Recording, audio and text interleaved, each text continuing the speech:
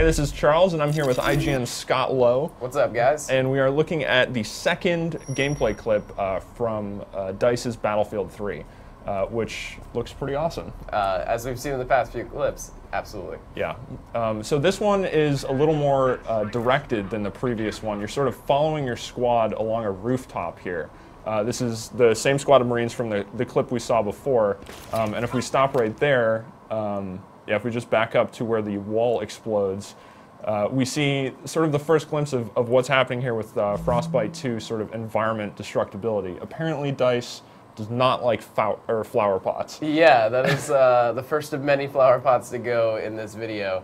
But you know, one of the cool things to point out is that, you know, not only is the wall exploding, but the flower pot is exploding as well. It's like multiple elements of destruction happening at once. Yeah, and you don't really need like grenades or rocket launchers to blow things up here. Like you're still chipping away at cover with, I mean, these are 50 caliber sniper bullets that are smashing into those things, but it's still nice to see that you can blow up the environment with a variety of different weapons. Yeah, it extends well beyond grenades and rockets, which is pretty cool. Yeah.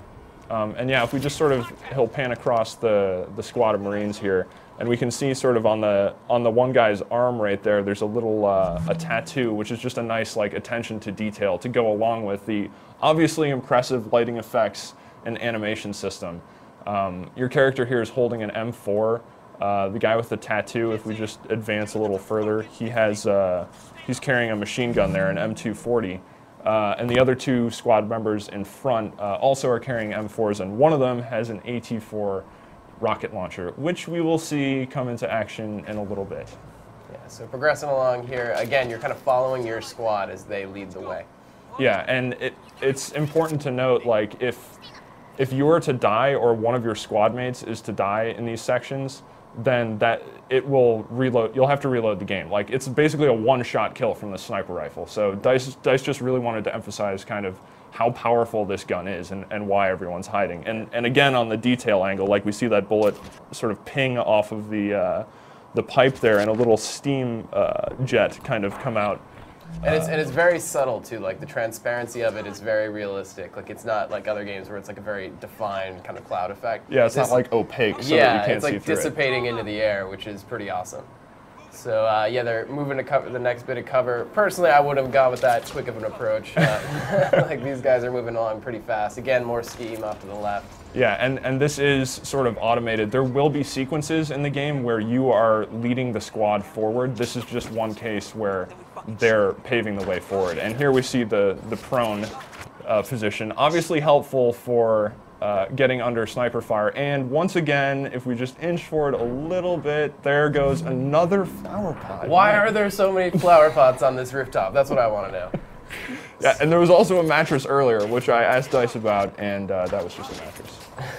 It wasn't anything spectacular.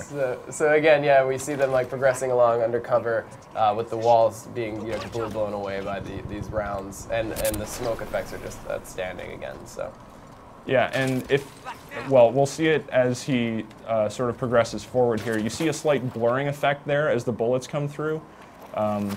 DICE isn't saying exactly what that is, but it could be a suppression effect, which could have an effect on sort of how your character moves. Yeah, so like, in the multiplayer in previous games and the main dynamic of previous games is that explosions and kind of like direct hits would require kind of result in a blur effect or almost sort of like blood on the screen. But in this case, like just simply being around suppression fire seems to be obscuring your vision a bit, which could really make the multiplayer experience pretty dynamic in that you don't necessarily have to blow someone up to really get them to be kind of obscured. You can just mow them down with the bullets against the walls and stuff. And it could just be horror at so many flower pots being destroyed because another one blew up there. Yeah, it's just offensive. So the sniper is now situated across the street, and you've got to take him out.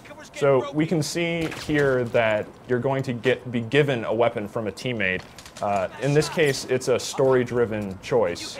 But in other cases around the game, like you can pick up enemy weapons and use them for your for on your own. You can't necessarily exchange weapons with squad members, but yeah, if you shoot an enemy, you can take his weapon. Yeah. And that may extend to multiplayer as well. Yeah, so I mean, we don't know exactly what the kit system is going to be like and how much personalization it will be, but you know, it would be interesting to see the fact that you can keep your kit but pick up, you know, a different primary from an enemy or an ally.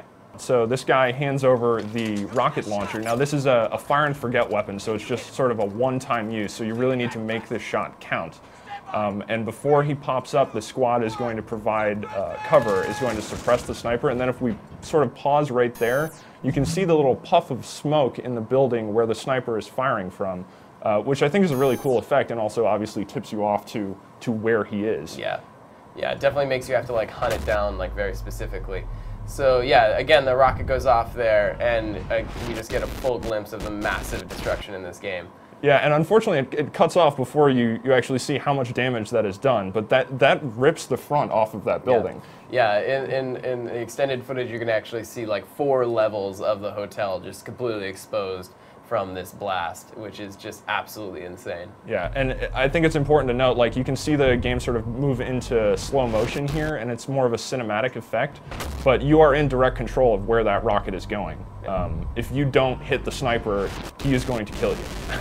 Yeah, so apparently you can hit multiple areas of the building and different destruction effects will engage, but you may not actually get the sniper, and you know, if you don't get him, you could very well die, as Charles said. Yeah, and again, that was the PC version running. The game looks beautiful. It has sort of a realistic edge to it, even though I'm sure it's going to be more arcadey than realistic. But yeah, we're looking forward to see more footage, and this is definitely one of the most anticipated games of this year so far. I'd agree.